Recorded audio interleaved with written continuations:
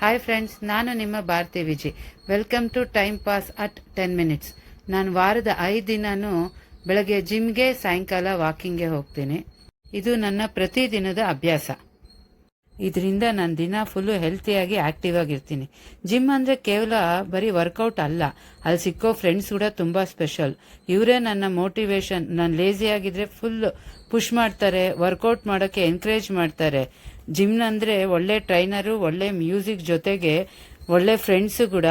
ಕಷ್ಟಪಟ್ಟು ವರ್ಕೌಟು ಮಾಡ್ತೀವಿ, ಅದರಿಂದನೇ ದಿನ ಫುಲ್ಲು ತುಂಬ ಚೆನ್ನಾಗಿರುತ್ತೆ.